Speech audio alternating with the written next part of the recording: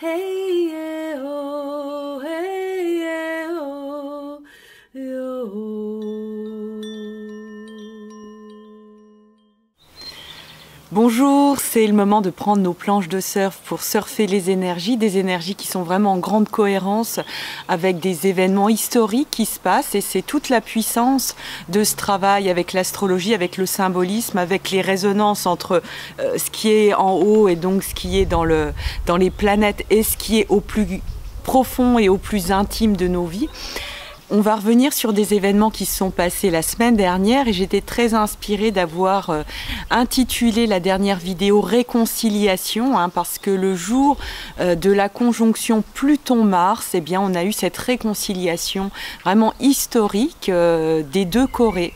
Et ça, c'est vraiment quelque chose qui convient de célébrer, alors vraiment d'intégrer dans nos cellules, parce que c'est quelque chose de positif. Alors il ne s'agit pas, bien entendu, de rester dans un optimisme béat et de se dire, voilà, de rester dans une illusion, mais quand il y a des événements comme ça qui se passent, et d'autant plus quand ils sont en correspondance avec des symboles aussi puissants que Pluton quand il est associé à Mars, Pluton c'est quand même le nucléaire aussi, c'est la puissance, la force du nucléaire, et puis associé à Mars qui peut être interprété comme la guerre, et ça montre qu'on a pris vraiment une vague extrêmement positive avec cette conjonction Mars-Pluton. Ça montre qu'on est en train de s'engager dans une vraie construction du monde, d'un monde de paix, d'un monde où justement la légèreté, je dirais peut-être de dirigeants qui font joujou un petit peu avec leur pouvoir, et ça on peut aussi le faire à notre échelle. À partir du moment où on a un petit peu de pouvoir entre les mains, on pourrait avoir tendance à l'exercer et en abuser, et là on voit que la combinaison justement, comme je vous le disais la semaine dernière dans la vidéo Réconciliation,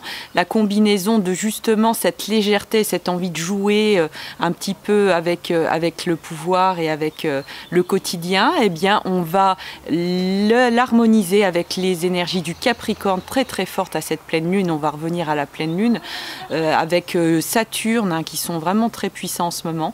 On harmonise tout ça, et finalement eh bien, on peut rester dans cette légèreté, on peut rester dans cette joie, tout en respectant les règles, tout en respectant une certaine correction. Et c'est ce qui se passe en Corée.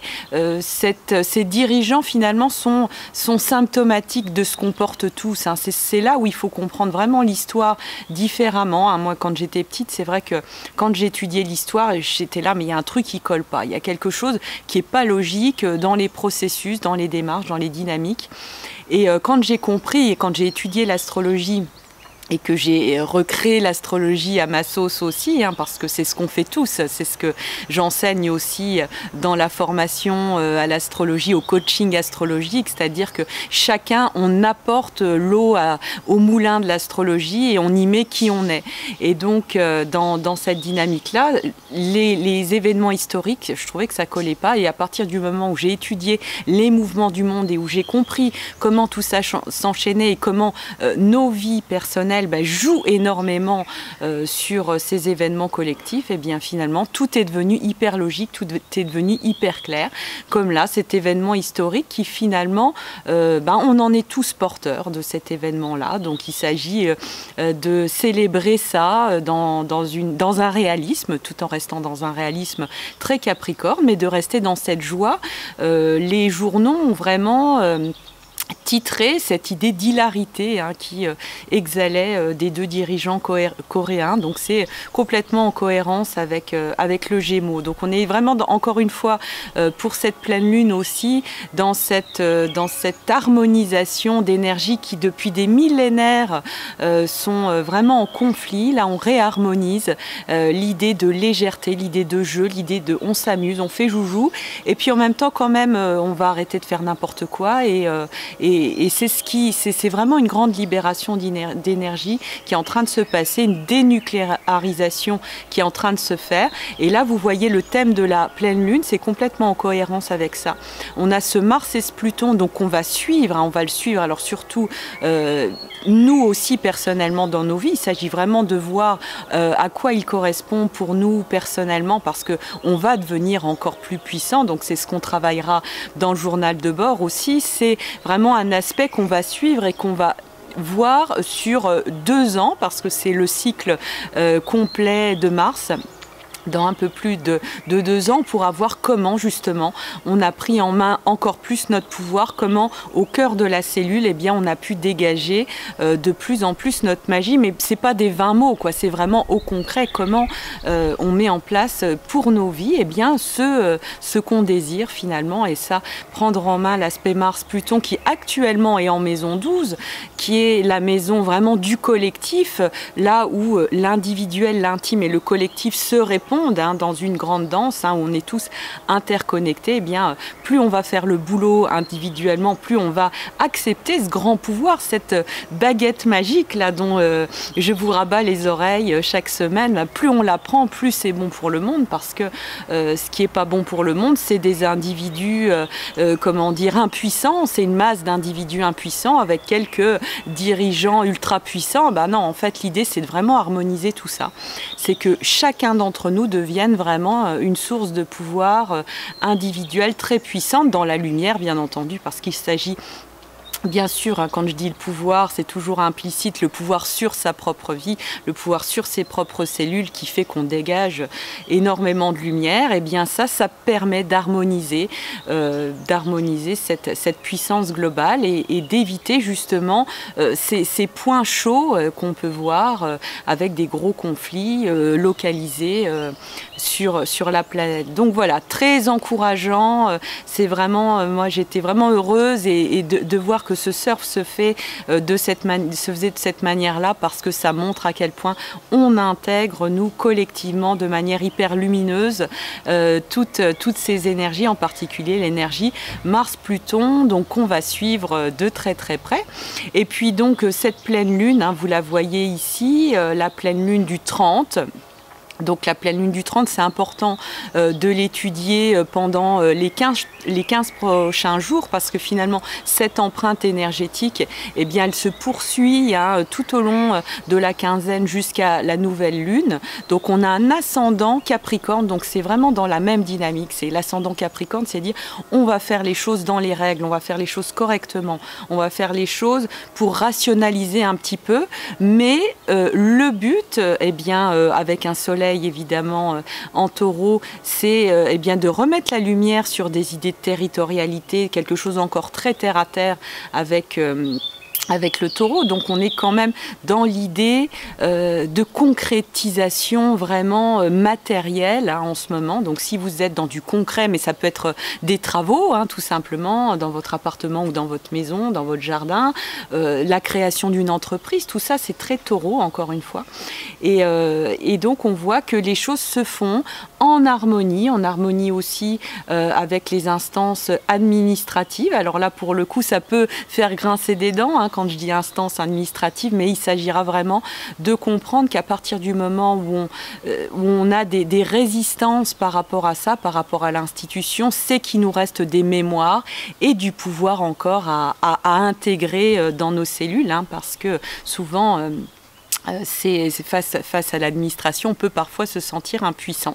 Eh bien, il s'agit de réhabiliter en nous cette puissance pour changer les choses, pour faire bouger ces institutions dans la lumière, encore une fois, au service de l'humain, au service de la planète, au service de la nature. J'ai grand plaisir à faire en ce moment ces vidéos en extérieur, dans un coin très fouillis de mon jardin et que j'aime beaucoup parce que ça pousse comme ça veut. Et voilà, ça fait partie aussi de cette vie à laquelle on fait confiance. Donc voilà, ascendant Capricorne, donc on fait les choses correctement. Et si on a des résistances administratives, si on a des résistances de l'ordre de l'autorité, eh bien, essayons de voir qu'est-ce qui au cœur de nos cellules n'a pas pris complètement sa place pour concrétiser un soleil en taureau, des choses vraiment matérielles. Et puis toujours avec cette Vénus en Gémeaux, donc l'idée de légèreté, l'idée d'hilarité, de s'amuser, de se dire allez on va se faire un petit resto, on va faire ceci, on va inviter les copains à un apéro. Et bien finalement c'est hyper fondamental.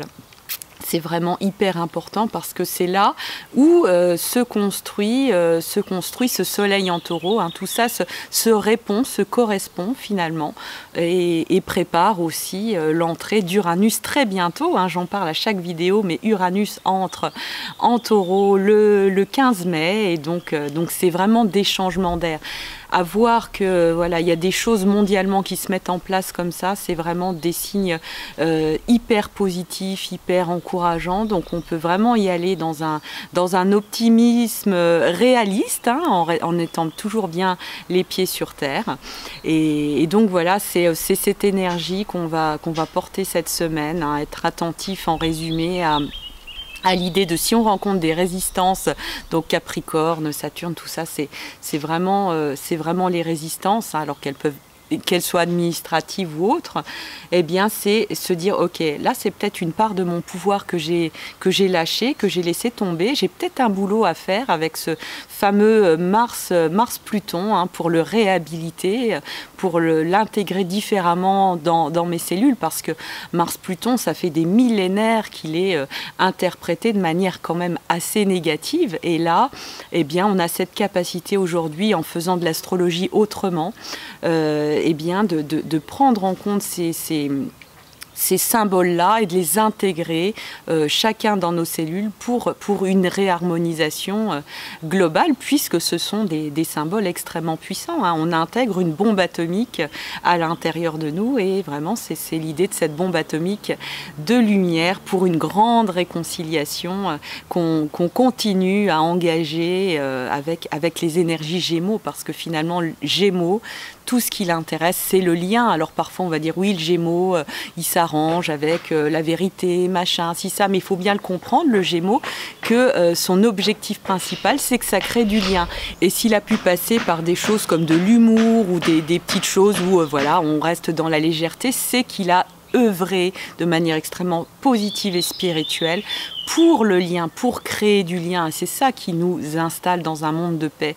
C'est qu'on crée du lien, qu'on fasse du lien, qu'on se mette ensemble pour des choses tout à fait légères. À partir du moment où on s'est mis ensemble dans la légèreté, eh bien, c'est beaucoup plus difficile de se faire la guerre. Donc voilà pour cette semaine, des belles énergies, une belle pleine lune. Je vous invite à la vivre donc le 30.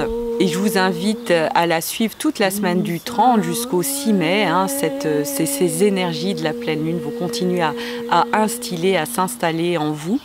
Donc je vous embrasse, je vous dis à la semaine prochaine.